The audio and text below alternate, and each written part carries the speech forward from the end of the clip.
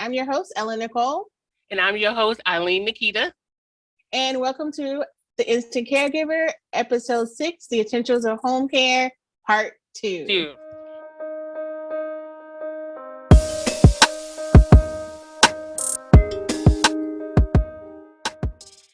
Before we get started, we want you guys to please like and subscribe. And if you see this on Facebook or anywhere else, go ahead and share for others.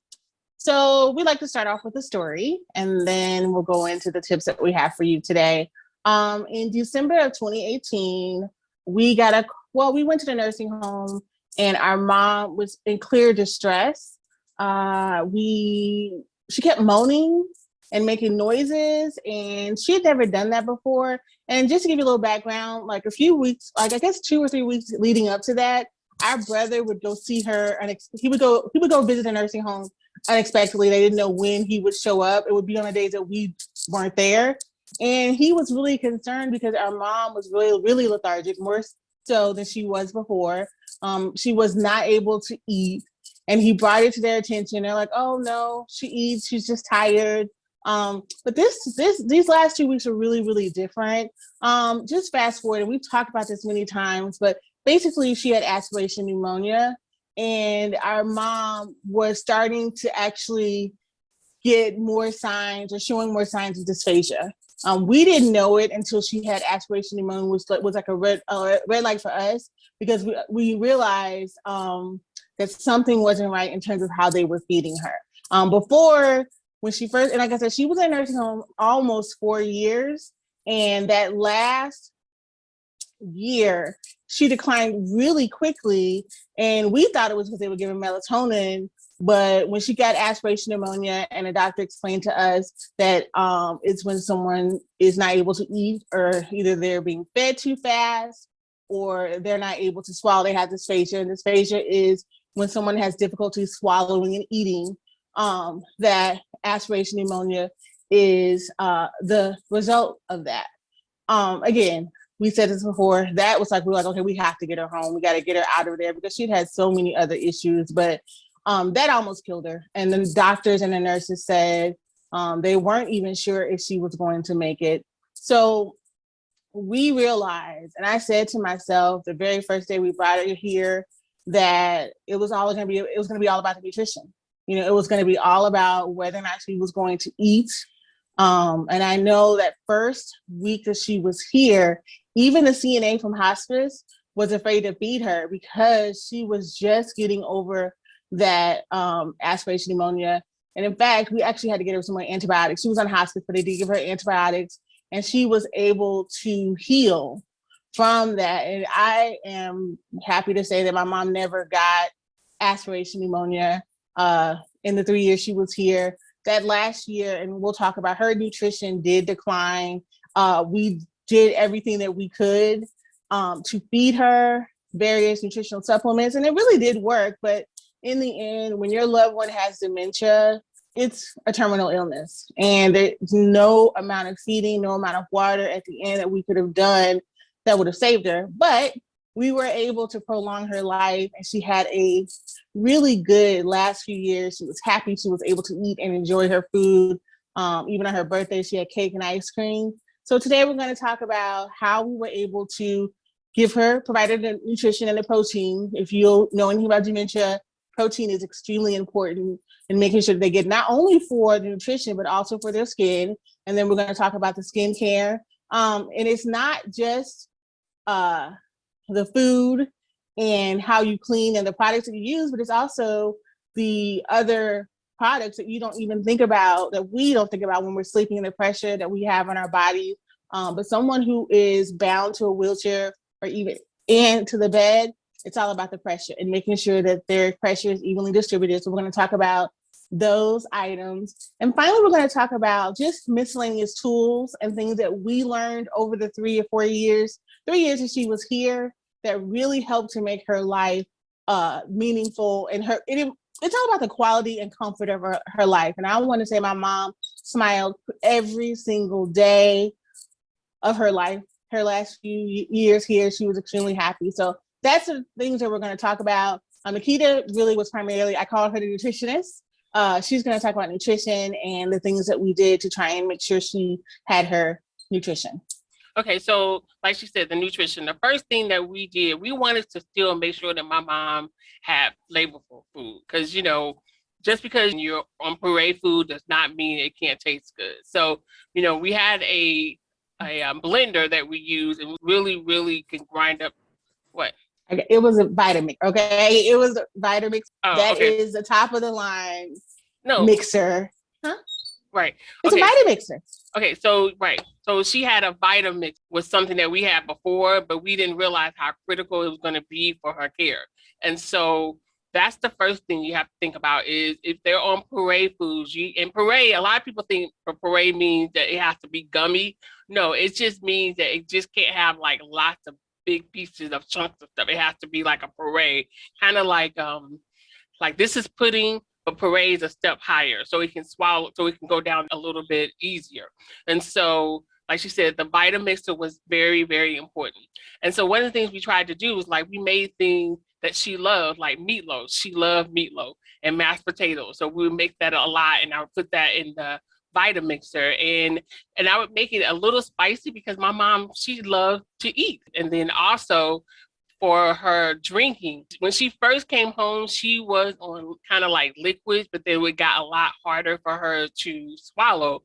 And so we started buying these packages of liquid, and then that became a little bit too soft for her too. So we had to buy a thickener, and we put it in, just to make it as thick as we needed it, because it almost was like on a level of Jello, but not quite, because she had to get her water in, but she just was not drinking like she used to, because she used to could drink through a straw, and we had to stop doing that.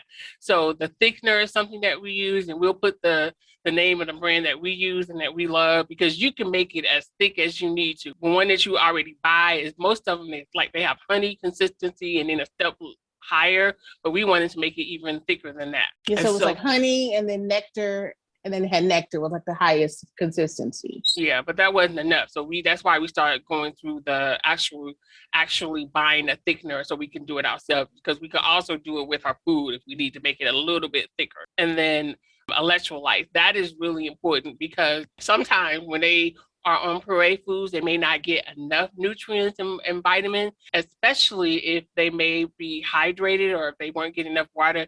The electrolytes will make sure that she gets all of the nutrients that she needed. And we used the one that the babies use, Pedialyte. It didn't matter which one, but she loved it. So, and you can put the thickener in that to give it to her. And then one thing she loved sweet. Like if she could, our mom would have eaten pancakes, sweet all day long. But we tried to make sure she got some vegetables in there. Because I remember once we gave her the green juice, and because the green juice that we made for ourselves was like a smoothie, and she would sip on it, and then she would kind of look at us like, okay, I know you're not gonna just expect me to do that. But anyway, so we did that. And so pudding, she loved pudding. Like we could put her medicine in her pudding and she would eat it all up. So we get different flavors, and we didn't even have to make that thick at all, because it was just the right consistency for her. And then also, like Nicole talked about before, as time went on, she didn't eat as much. So we had to find different ways to get her calories up. And we found these shakes that she loved. We would make the shake with her meal, because sometimes it was so sweet that she loved the shake. So that's something, and we'll put the ones that we use in the, and our doctor even talked about that we can start giving her some shakes. So, and then also calorie boosters. Now that was a lifesaver, but the boosters was something that really helped, because we could see the difference. Like maybe about a year ago, we started using that. Right. Yeah. And a lot of people talk about Ensure, a lot of people at the nursing homes, but we use Nestle Boost, because they had a lot of different flavors, and it wasn't all a whole bunch of milk based. I mean, it did have some milk in it, but we were able to get like wild cherry or peach flavor, like juice. So you can get the protein in. It doesn't just have to be a protein shake. It can be something that's variety. Right. And a lot of people don't realize is that when you have that aspiration pneumonia, it's from mucus. And right, it can't come from mucus. Yeah. And so a lot of some of those what is that called? Ensure is milk based, and that's one of the things we realized when we would give her the ones that are milk based, she would have a lot more mucus, and you can't have mucus with someone that is prone to develop mucus. So, and I don't know, I think I read somewhere, and I just noticed this with her, that she developed just a little bit of like mucus just in general. So you had to be really, really careful about making sure she didn't get too much dairy, because dairy does produce mucus. Yes, it does. Okay, so we talked about the nutrition part, and then I'm going to be honest, every time my mom had a doctor's visit, he would come every 3 months. He was always amazed at her lab and her skin. He said that he had never seen anyone who was someone who was bedbound and in a wheelchair as much as our mom was, who never developed bed sores. And he said protein.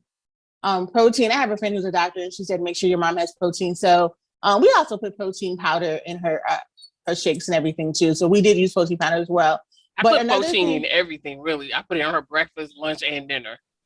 Yeah, everything. So along with the boosters, she did the protein powder as well. We did the vegan protein powder though. So then we had a what we call an alternating pressure mattress. My mom had that when she was on hospice, and it was free. And it is to prevent bed sores. But when my mom got off of hospice, they took the alternating mattress back, and I was trying to get it. They can range anywhere from $3,000 to $10,000. Medicare, and my mom was on Medicare, will not pay for it. In order for a person to get the alternating mattress, they have to have bed sores that have turned into wounds. And we're like, we're not trying to do that, because as soon as they got rid of the alternating mattress, we got a regular mattress, and within 2 days, her skin was red. Our CNA was on top of it as far as the skin, but her skin started showing signs that it was going to get to the point to where she had bed sores. So we were like, okay, we've got to get this alternating pressure mattress. And we did. It was expensive, but it was worth it. Yeah, so I definitely helped her prevent her from having bed sores or developing bed sores. And go ahead. And I was gonna say also getting her up every single day. I know sometimes that if your loved one is sick, they don't want to get them up, but I think getting her up every day, as also helped her not to get bed sores as well. We did, and we're gonna talk about that next time. But yeah, we got her up every single day. Our mom was probably in bed the last 2 days of her life here. Even that, she passed away on a Wednesday night, but even that Monday she was up, which was made everything just so shocking. But anyway, we got her up every day, and we talked about the things that she got at the hospice. So she had something called a rota wheelchair. And when she first came, we thought we had the top of the line wheelchair at the nursing home, and we brought her in a nursing home, but the hospice lady was like, oh no. And the thing about the rota chair, and we'll show you a picture of it, it's just very versatile. You can bend it back, you can bend it up, it can sit up. It's just very, very versatile. It's extremely comfortable because it's got pads on both sides and in the back. So if someone, wheelchairs are not comfortable, but right. The rota chair, and again, it makes sense. Hospice is about comfort. It's not just about dying. So again, we're like, okay, she's not on hospice anymore, but we still want her to be comfortable. And I tried to find one on eBay. Couldn't find one in my state. We lucked out and we called a medical equipment seller, and they had used ones, and we were able to get her a really nice one. And they run about $2,500. So they are expensive, but they're worth it. And we're gonna be honest, we did a GoFundMe. And our friends really helped us pay for that. So, and then it goes back to, you do whatever you have to do to get your loved ones what they need. And I asked my friends, my friend all donated. So we were able to get her that wonderful wheelchair, and we were able to donate it to someone else who needs it. So I highly recommend it if you can get that for your loved one. That when my aunt passed away, she had an alternating pressure mattress pad. and it had the same, it was just like the mattress in her bed, but it was for her wheelchair, and it was alternating. It adjusted to our mom's position. Again, it helped prevent her from having bed sores. Near the last, I would say the last month, she started having little skin issues, but then we're understanding now that it was really the dementia and just a process, end of life processes. But the mattress and the pad were very, very instrumental. When our mom first came here, she had some of the behavioral issues that she had in the nursing home. She would yell a lot, and she would have a very, very difficult time sleeping. So we eventually learned, did some research. Having a weighted blanket was definitely another product that we used to help calm and soothe her when she was going to sleep. I was really surprised by how well it worked. And you all have heard of sundown. Like, my mom would have difficulties sleeping. So we also use natural, different types of sleep aids. I didn't want to do the prescription sleeping pills because they were just they knocked her out too much, but we did a variety of, and then we found which one was the best. The Z's? Z worked the best because because I would go in there at 2:00 in the morning and she would still be up, and trying to get her to stay up during the day so we can feed her, because it was just, so she had to have some type of sleep aid in order for her to eat during the day. So. Right. And that was definitely, especially at the end too.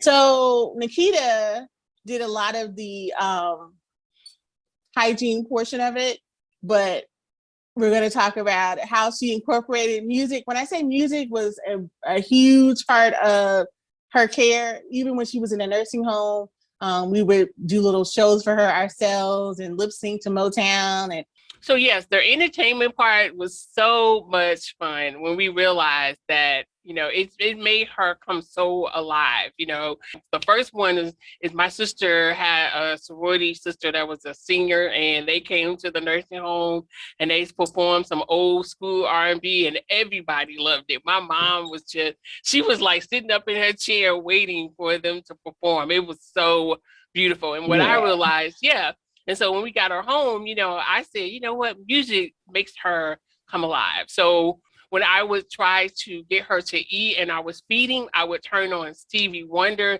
There was this song that she loved, of Stevie Wonder, that I would like, I think it's That Girl. But anyway, she would love that music and she would be so alive. So I would stand up and dance for her and feed her. And you would look up her meal, she ate everything, So, and just like when I was like, I don't want to talk about changing her, but yeah, those are things that I realized she loved music. And we tried to incorporate that, in everything that we did. Like if we were trying to, I remember once she was getting a shot or something when the doctor was here. So we told mommy, let's listen, to try to distract her. So she was really into music. So we had the music, we had the television was always on her favorite shows. And my mom liked those shoot 'em up, bang, bang, So even at the nursing home, she had Netflix. We had her own account and we had Wi-Fi. We brought the same thing home here. So she loved watching the same movies over and over again. And her favorite show was I Love Lucy. Now that one, sometimes she would even laugh at it sometimes, like, okay, yeah. So you want to bring in whatever they like. Our mom liked Motown. She liked I Love Lucy. Those old movies, The Temptations. You want to find out, what they like because they're your loved one. You want to incorporate that in every day. So every day she was doing the things that she liked to do, which is listen to music or watch TV. One more thing I just kind of forgot to piggyback on, another product. Like I said, sometimes our mom got easily agitated and she would suck her fingers, and we really didn't want her doing that all the time. But we discovered at the hospital that we could give her these mouth swabs. And the mouth swabs really were, they were kind of like life-altering for us and for her, because in the end, like when her swallowing or when she eating became difficult, they really kind of helped her keep practice. She was able to swallow and chew, mentally, I don't know what it did, but it was like gum to her almost. Okay. Like she would chew it, because she used to do gum, but then she couldn't do it because it was scared she was going to swallow it. But that is something that she would chew on. Like we knew something, she was all right, because we would see her in the next room and her little thing would be moving, watching TV while she's chewing it. So that's how we knew she was. Right. Yeah, you're right. It went from lollipops at the nursing home because it was just soothing, but it got to the point where she couldn't swallow. It was too much saliva. So we had to stop with the lollipops and the gum. And so the mouth swabs were a nice substitute. So she still had that, feeling as if she was doing something, but it helped to calm her down for sure. Yeah. Okay. So we talked a lot, and we do have, like I said, the pictures or things, but these are things that we use that we found very, very helpful. These are the things that we use, that made her life very, very comfortable, and she was happy. So. Yes, very, very happy. Okay. Right. So we thank you again for listening. We hope that we were able to give you some tips and some ideas on how to help care for your loved one or the products that we use. We have links at the bottom if you'd like to check them out. Thank you again. Hit like, share, and subscribe. Bye. Bye.